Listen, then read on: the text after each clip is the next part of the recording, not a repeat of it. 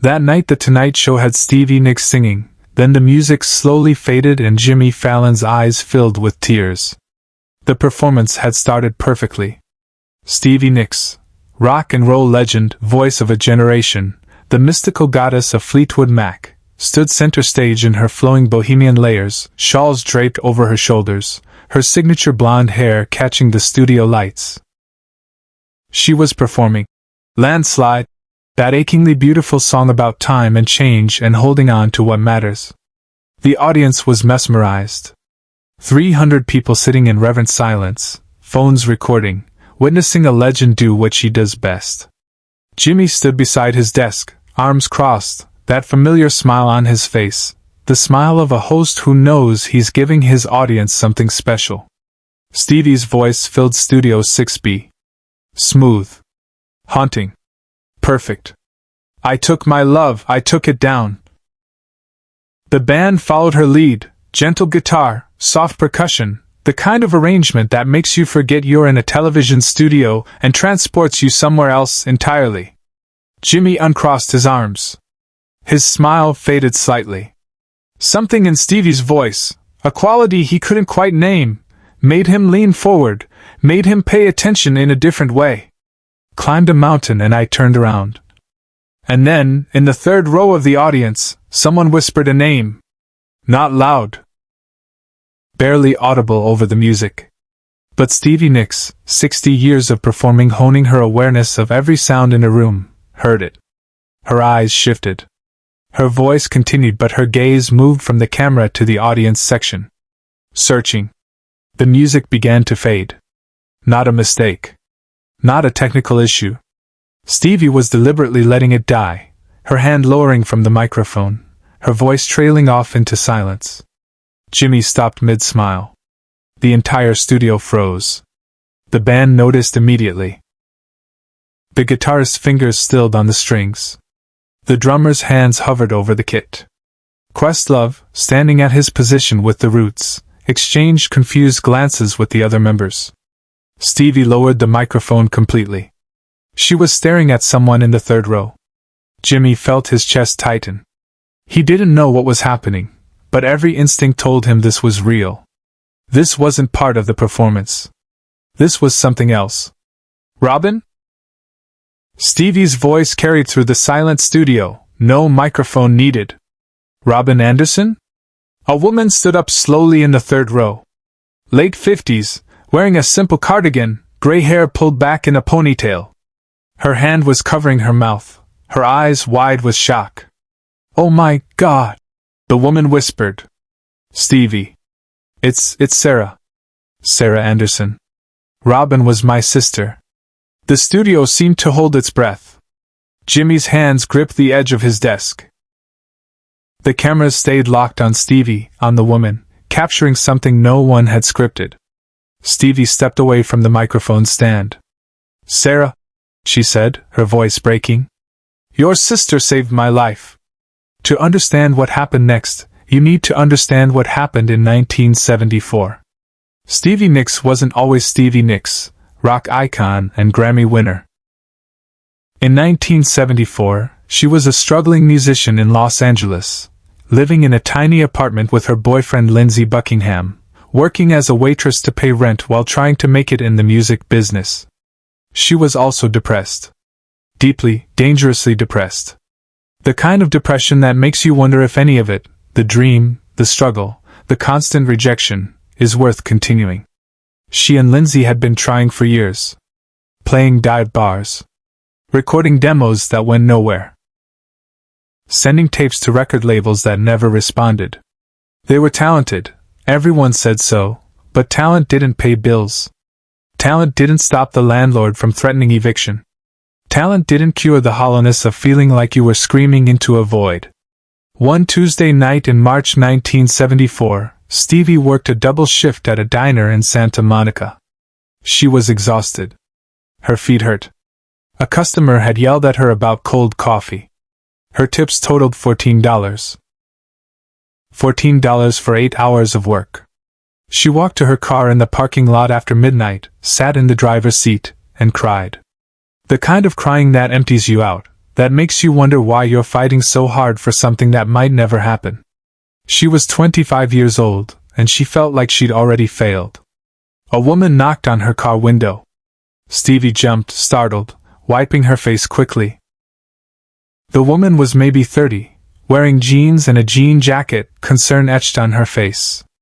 "Hey," the woman said through the glass. "Are you okay?" Stevie rolled down the window halfway. "I'm fine. Just tired." "You don't look fine. You look like someone who's about to give up on something important." Stevie laughed bitterly. "What are you, psychic?"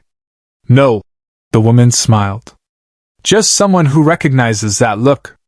I'm Robin. Robin Anderson. I'm a nurse at St. John's Hospital.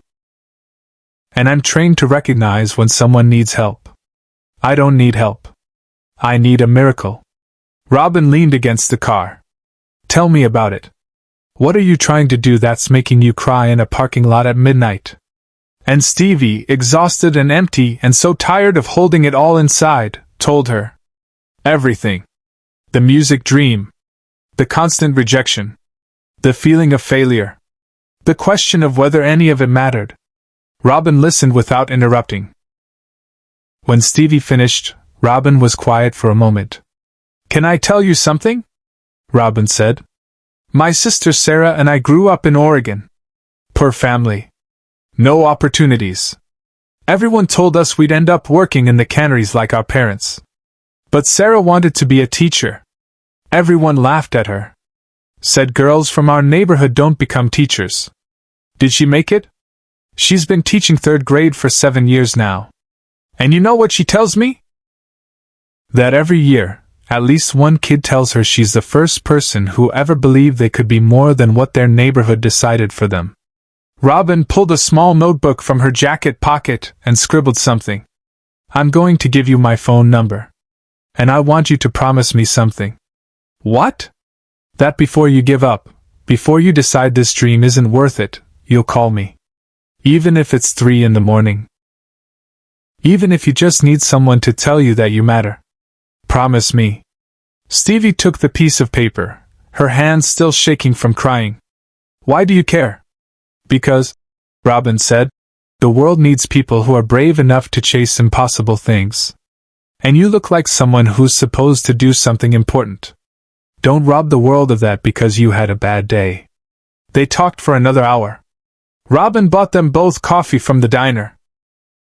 She told Stevie about nursing school, about her sister Sarah's journey to becoming a teacher, about the importance of having someone who believes in you when you can't believe in yourself. When they finally said goodnight, Stevie tucked Robin's phone number into her wallet. She called it 3 weeks later, at 2 in the morning, after another rejection letter, another night of feeling like giving up. Robin answered on the second ring. "Tell me why you matter," she said instead of hello. "I don't know if I do," Stevie admitted. "Then I'll tell you. You matter because you're still trying. Now sing me something. Right now. On the phone." "What?" "Sing. Let me hear what you're fighting for." Stevie, sitting on her apartment floor at 2 a.m., sang. A cappella. A song she'd written called Rhiannon. When she finished, Robin was crying. "That's why you don't give up," she said. "That song is going to change lives someday. I know it." They became friends. Real friends. Robin showed up at Stevie's tiny shows and bars where 10 people might be listening. She called on hard days just to remind Stevie that the struggle was temporary but giving up would be permanent. She believed with a fierce certainty that Stevie couldn't always find in herself. In December 1974, Fleetwood Mac invited Stevie and Lindsay to join the band. Everything changed overnight. By 1975, Stevie Nicks was recording the album that would make her a household name. By 1977, Landslide, and Rhiannon and Dreams were on every radio station in America. Stevie tried to find Robin. She called the hospital where she worked. Robin had left 2 months earlier, taken a job at a medical mission in Central America, they said. No forwarding address. No way to contact her. Subscribe and leave a comment, because the most powerful part of this story is still ahead. Stevie never forgot her. She dedicated performances to a nurse who saved my life in a parking lot. She mentioned her in interviews. The woman who believed in me when I didn't believe in myself. But she never saw Robin Anderson again. Until tonight. Or rather, until Robin's sister Sarah appeared in the audience of The Tonight Show, whispering her sister's name during Landslide. The studio was still frozen. Stevie had stepped completely away from her microphone. Sarah stood in the third row, tears streaming down her face. Robin died, Sarah said, her voice shaking but carrying through the silent studio. 6 years ago. Breast cancer. But she never stopped talking about you. She had every article, every album, every interview. She told everyone you were going to change the world. Stevie's hand went to her heart. Jimmy saw her sway slightly, saw the grief and gratitude warring on her face. Behind the scenes, Jimmy made a decision that defied every producer's expectation. He stepped out from behind his desk. Not for a comedy bit. Not for a planned segment. He walked across the studio floor towards Sarah in the third row. The cameras followed.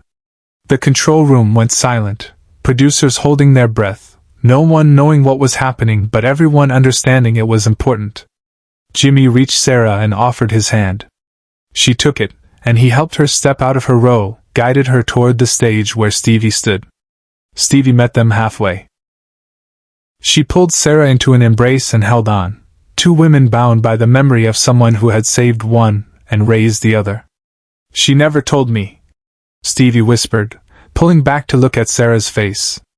She never told me she was sick. She didn't want you to know, Sarah said. She said you had enough to carry. She said watching you succeed was the medicine that kept her going.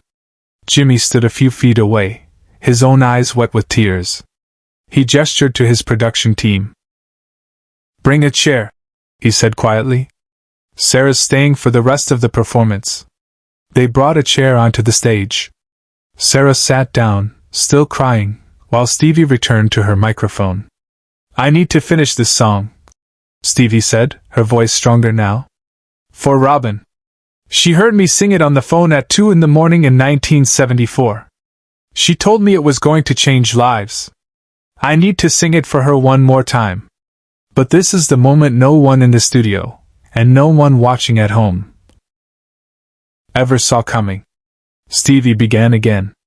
But this time, Jimmy didn't return to his desk. He stood beside Sarah's chair.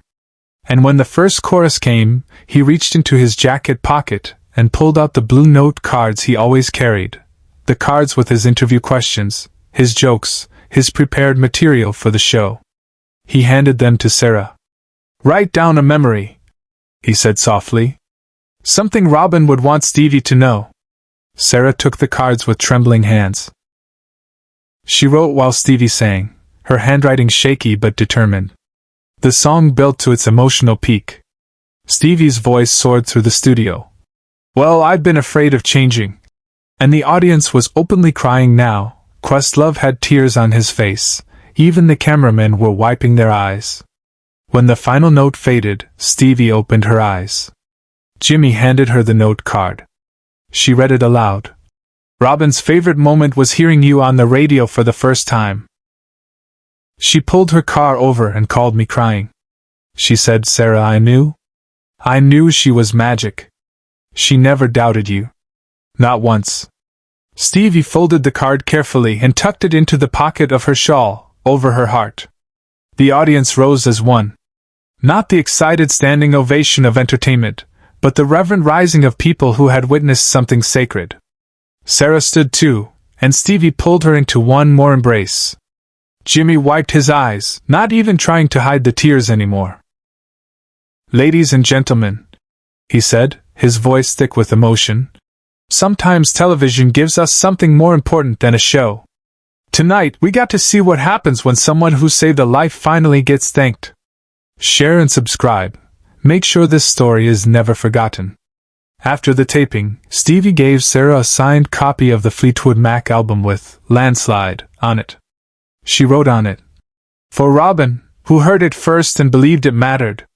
You were right. Jimmy kept one of those blue note cards. He had it framed in his office with a simple inscription. Sometimes the best moments aren't scripted. Sarah visits that office once a year. She and Stevie stay in touch. And every time Stevie performs Landslide, she dedicates it to a nurse in a parking lot who refused to let magic die.